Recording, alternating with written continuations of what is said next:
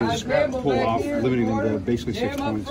Yeah, we just played our game. Just went 1-0 every play. Just did our job, did our 111. Each guy did their 111, so came out on top. What was the message for the game going into the game? Do your 111. That's it. That's it every week. Go 1-0. Do your job.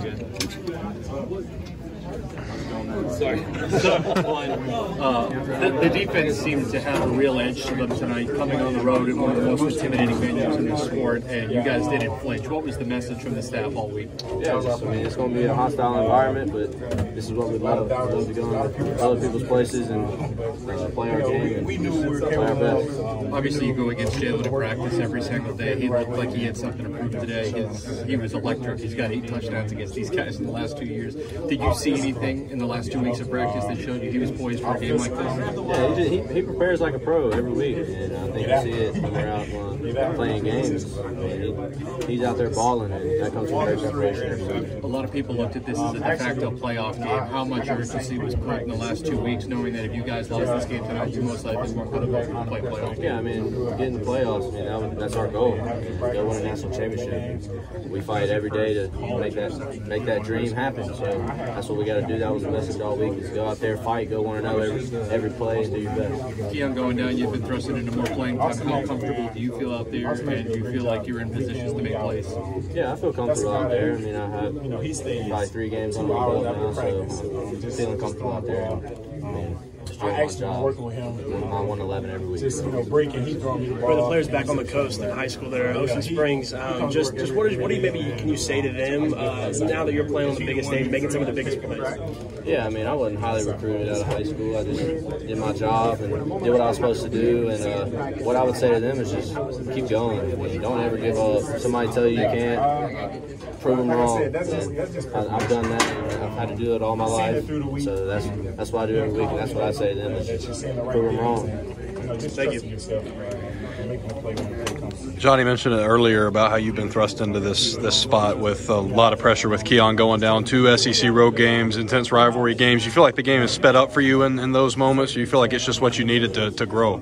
No, I mean, I prepare in and out every week like I should, like I'm the starter, and so that's what I do. And the game just it's not too fast. And that's what I mean. I'm getting comfortable out there, so that's all I'm saying. What have you thought about the environments that you played in the last few weeks? They've been great, but I mean, focused on the game, so you don't even pay attention to it really. So. Bray, how did Austin Mack help you guys prepare for this one? Yeah, Austin does a great job. Dude's got a cannon; he can sling it, do about every ball he can throw. So Austin did a great job of replicating, I guess you could say, Garrett Nussmeier. Austin does a good job. Yeah, Deontay said he had a similar, you're going to pick on a similar play in practice this week. So what was it like seeing him actually get it done in the game? I mean, that's what you prepare for. That's what you do in practice. You try to have plays you think that's gonna come here in the game and execute the call. And you saw we execute the call right, so you made a big play. So. Our grit throughout the week on the bye week, and it just carried over.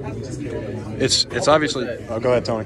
How big was that early the first stop on their first possession where you kept them out of the end zone? How big was that for the momentum of you guys to kind of keep you guys going? Yeah, that's a huge stop. I mean, offense goes down, scores a touchdown. We get on the field, and I mean, they hit us with some stuff, but we get down in the red zone and play lights out and get them to just take a field goal. So I mean, that's credit to my guys, credit to our guys that are all out there. I mean, we played our butts off in the red zone. So. When you're stopping people in enemy territory and they're sputtering out late, do you sense the frustration on the other side? Do you kind of capitalize off of that? Or? Yeah, I mean, you definitely can. I mean, just when you're trying to punch in the end zone, the red zone is a hard place to score. I mean, it's difficult to, once you get deep down in the red zone, there's only so many things you can do, so it gets difficult down there. So.